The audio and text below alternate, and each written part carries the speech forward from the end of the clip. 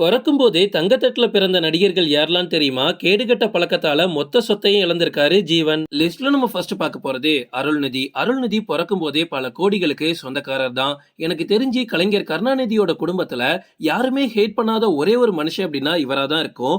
ஏன்னா அருள்நிதியை பத்தி ஒரு தப்பான போஸ்டோ இல்ல ட்ரோல் பண்ற மாதிரி போஸ்டோ இல்ல ஒரு தப்பான கமெண்டோ இது வரைக்கும் நான் பார்த்ததே கிடையாது. இவரை ஹேட் பண்ற மனுஷங்க கண்டிப்பா இருக்க மாட்டாங்க. அந்த அளவுக்கு அருள்நிதி அப்படின்னா எல்லாருக்குமே பிடிக்கும். ஏன்னா மேக்சிமம் நம்ம தமிழ் சினிமால த்ரில்லர் படங்கள் பண்றதுக்காகவே இவர் பிறந்த மாதிரி இருக்கு. ஆரம்பத்துல நடிச்ச வம்சம் படத்துல இருந்து கடைசியா நடிச்ச டிமாண்டி காலனி 2 வரைக்குமே இவருக்கு நல்ல பேரை தான் வாங்கி கொடுத்திருக்கு. இவர் பல கோடிகளுக்கு சொந்தக்காரராகவே இருந்தாலும் ஒரு படத்துக்கு இவருக்கு 75 லட்சம் மட்டும்தான் சம்பளமா கொடுக்கறாங்க. இது வரைக்கும் மோசமான படம் இவர் பண்ணதே இல்ல. ஆனா சம்பளம் இவருக்கு இன்னும் 1 கோடி கூட நெருங்கல. அருள்நிதி இதுவரைக்கும் பாலிடிக்ஸ்ல தலையை காமிக்காம அவரோட பெயர் கெட்டு போகாம பாத்துக்கிறாரு. லிஸ்ட்ல நம்ம அடுத்து பார்க்க போறது ஜீவன். நீங்க நினைக்கிறத விட ஒரு படி மேல மிகப்பெரிய கோடீஸ்வர வீட்டு பிள்ளை தான் ஜீவன். மேக்சிமம் இவர் வில்லன் கேரக்டர் பண்ணி தான் நீங்க பார்த்திருப்பீங்க. நான் அவனில்லை படம் தான் இவருக்கு மிகப்பெரிய பெயரை வாங்கி கொடுத்துச்சு. இன்னைக்குமே இந்த படம் நிறைய பேருக்கு ஃபேவரேட்டா இருக்கும். இந்த படம் பண்றதுக்காகவே இவர் சினிமாக்குள்ள நுழைஞ்சாருன்னு சொல்லலாம். ஏன்னா எனக்கு சத்தியமா தெரியல ஜீவனை தவிர வேற யார இந்த கேரக்டரை அவ்வளவு தத்ரூபமா பண்ணிருக்க முடியும் அப்படின்னு. இவரோட இயற்பெயர் விஜயபாஸ்கர் ரங்கராஜ். இவர் ஒரு மிகப்பெரிய கோடீஸ்வரர் வீட்டு பிள்ளை. ஆனா சினிமா மேல இருந்த ஆர்வத்தினால இவர் சினிமாக்குள்ள வந்தாரு.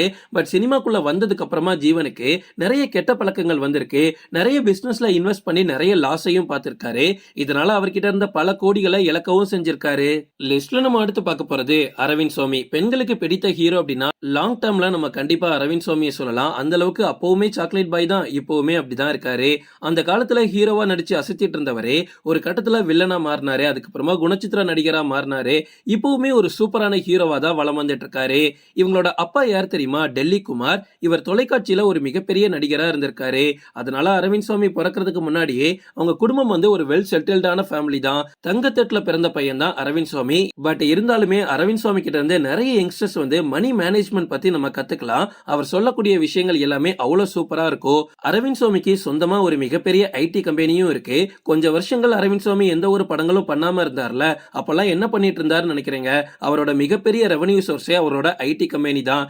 இப்பவுமே படங்கள்ல வாங்குற சம்பளத்தை விட அவருக்கு ஐடி கம்பெனில இருந்து நிறைய வருமானம் வரும். லிஸ்ட்ல நம்ம அடுத்து பார்க்க போறது நவ்தீப். தமிழ்ல அறிந்தும் அறியாமலும் படத்தின் மூலமா ரசிகர்கள் மத்தியில பயங்கரமா ஃபேமஸ் ஆனாரு. அதுக்கப்புறமா தமிழ் மற்றும் தெலுங்கு மொழி படங்கள்ல தொடர்ந்து நடிச்சிட்டு இருந்தாரு. தமிழை விட தெலுங்குல இவர் நிறைய படங்கள் பண்ணியிருக்காரு. சினிமாவை தாண்டி டெலிவிஷன்லயுமே இவர் அதிகமா கான்ட்ரிபியூட் பண்ணியிருக்காரு. இந்த நிலையில நவ்தீப் பிறக்கும் போதே ஒரு மிகப்பெரிய கோடீஸ்வர வீட்டுல தான் பிறந்திருக்காரு.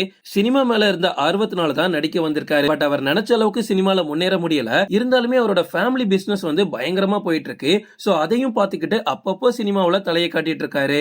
லிஸ்ட்ல நம்ம அடுத்து பார்க்க போறது உதயநிதி. உதயநிதி ஸ்டாலின் பிறக்கும் போதே எவ்வளவு பெரிய கோடீஸ்வர வீட்டுல பிறந்தாருன்னு நமக்கு நல்லாவே தெரியும். அவர் சினிமால தான் சம்பாதிக்கணும்னு எந்த ஒரு அவசியமும் கிடையாது. கலைஞர் கருணாநிதி, அவரோட மகன் மு.க. ஸ்டாலின் இவங்க எல்லாம் சம்பாதிச்சு வச்ச காசே இன்னும் ஒரு 10-15 தலைமுறைக்கு தாராளமா காணும். இருந்தாலுமே உதயநிதி ஸ்டாலின் சினிமாவுக்கு வந்ததே அவரை பிரபலப்படுத்திக்க தான்.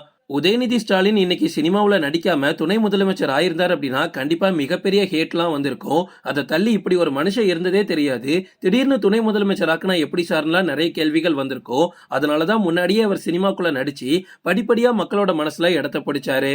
ஓகே ஃப்ரெண்ட்ஸ், இதோட நான் இந்த வீடியோ முடிச்சுக்கிறேன். இன்னொரு இன்ட்ரெஸ்டிங்கான வீடியோல நம்ம சந்திக்கலாம். Stay tuned.